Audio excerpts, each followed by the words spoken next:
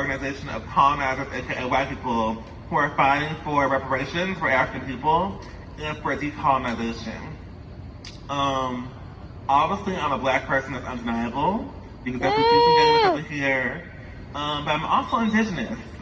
This Turtle Island, North and South America. These are my people. I am indigenous here. I've always had connections to this land, and I'm about liberation of the lands. Indigenous people of all these tribes that have survived colonialism and colonization of these lands, we want our land back. We want to have freedom to actually have sovereignty of our lands, and we literally want our people to actually have the resources that we had before colonization, that level of housing for all, demands that we had, the new age demands for housing for all. We think that that's new, but literally before colonization, housing for all was more of a reality for a lot of indigenous people, for a lot of colonized people, black and colonized people. But let me keep it simple because everybody's attention spans are not the longest. We have a long one. Take from this message, because there's might be some people at home watching this online, once it's officially posted. There are a lot of workers, essential workers, who be slaving at McDonald's, getting that slave wage, who are paying that rent to their landlord, having their money stolen from them, because rent is theft, who may not have the time to pay attention to a long-ass video, so I'm really trying to, keep it short enough for our attention spans, because we were focused on so many different things. We've been protesting in Portland for a while. I came here from Ohio, drove many hours. I had to sleep in ditches, at friends' houses, in my car, had to deal with the violence the police say and not being towed. And it was a long journey to get here, but now I am here. And the message I have for Portland is you guys need to lower the voting age to 12. And I'm not saying just 16, I'm saying 12 children. Once we do that, I'm gonna get to that later. The second point is ranked choice voting. We also needed for Portland to adopt ranked choice voting. Please Google it for those who are watching.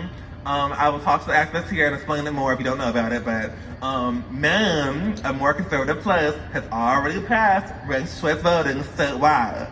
And they are not as liberal or left as Portland's. So y'all really need to get it there. Because not all of us have the time or patience or, the materials or resources to come protest every day.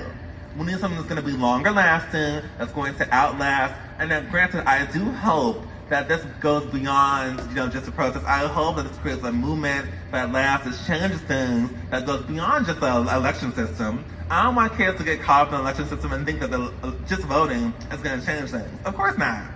But from someone looking on the outside, as movements, we see movements historically, and we see big movements with masses of people, and then they trickle down to the protester, they begin to die off, and the movement begins to die off, people get comfortable again, and then we get back to the same shit that we've been living through, and then people be back to, okay, let's vote every 4 years. Just, things will happen in the future. No. I don't got time for the future. I don't got time to be, black and colonized people, we're at the forefront of this. It's a Black Lives Matter movement, this lack of black power where we have to constantly chant, oh, black lives. We hope for them to matter one day over the rainbow. We don't got time for that rainbow. We're trying to get to the end of that rainbow. We're trying to get to the reality of that we've been fighting for a long ass time since colonization of this land, this Turtle Island, colonization of Africa, colonization of Asia. The children, the woman, the children, the men being bombed in the Middle East. Is today September 11th? Yes, it is. So literally for over 20 plus fucking years, we have been bombing children, women, and fathers. Yes. The entire hospital, schools, entire villages, the U.S. has been dropping real bombs on this entire villages and cities. And people say, oh, children stay in a child's place. Because children aren't getting bombed, just as also the women. Children aren't getting bombed, the children get bombed.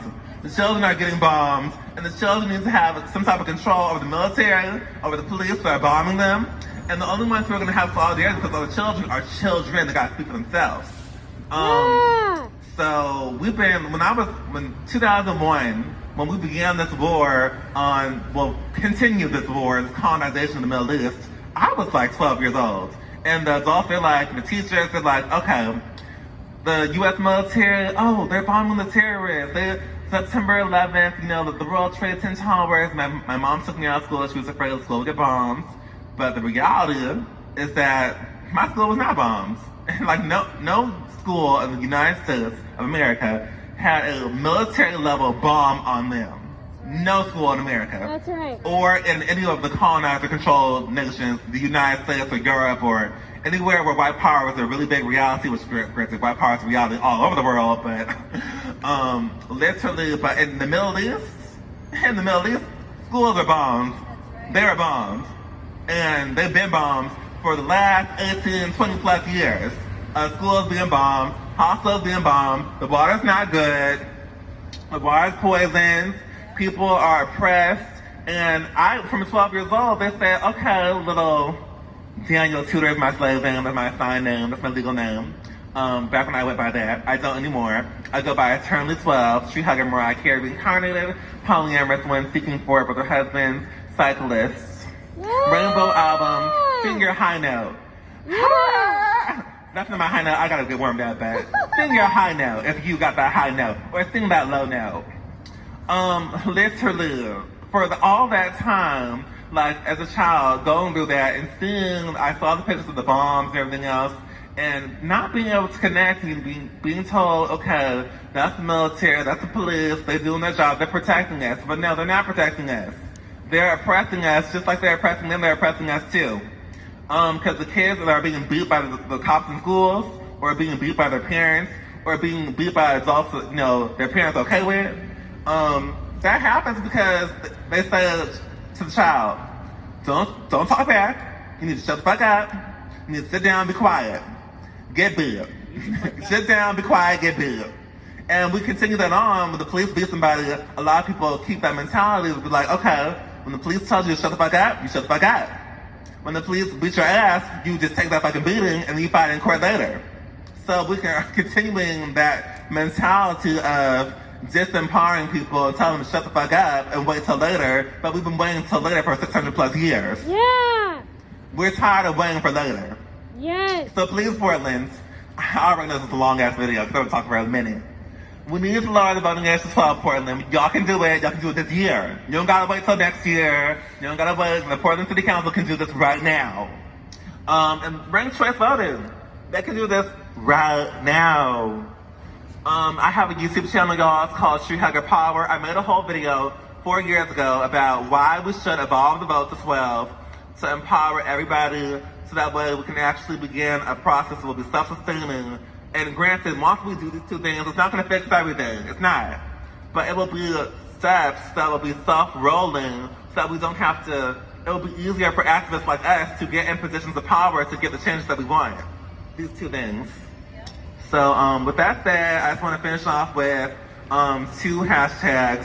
One is called hashtag #LandBack2020.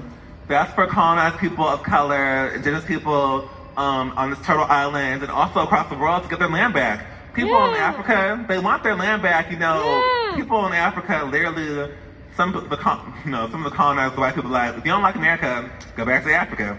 Well, you know what, I would, but in Africa, even in Africa, white men and women, they own more land than actual African people. So the problem is the same there. Some go back to be oppressed there. So all across the world, colonized people, they want to have power over their land. And that does not mean that colonized white people are just going to be shipped off to Europe or, we're not trying to do that. I mean, that's not the goal. I mean, some activists have that goal, but I believe that it's a long conversation that we need to have. So Build Tamara City is the next one. Build Tamara City wants to create a rent-free city for Black and colonized people of color. But we need to go beyond that. I'm all for it, but we also need to have rent-free cities and police-free cities for all people. And I believe that if we do both at the same time, Portland, y'all can do this. Seattle, you can do this. You have the numbers. You have the people power. You can do it. You can do it right now. I mean, not tonight, but it can happen this year. That's the movement that I'm talking about. That's the movement that I'm envisioning. A rent-free city, a police-free city. Y'all can do this. You can do it. But you have to actually believe, you have to have, Y'all probably got goals, but I wanted to leave y'all off with those 2 goals. But then also, hold up, lower the voting age to 12, boo-boos. Yeah. Okay, I'm eternally 12. Tree Hugger, Mariah Carey, reincarnated. Save the Day is my new song. Okay, let me finish off with a quick little song here. It's just a quick little snippet. I know I'm saying that for a moment, but if he won't, then she won't, and they won't, and we won't. We will never learn to save the day. Oh, if he won't, then she won't, then they won't, then we won't. We will never learn to save the day. Oh, and if we're gonna save the day, then he needs to, and if he's not going to, if she don't, and they don't, then you still have to. It doesn't matter if they're not doing it. We gotta do it.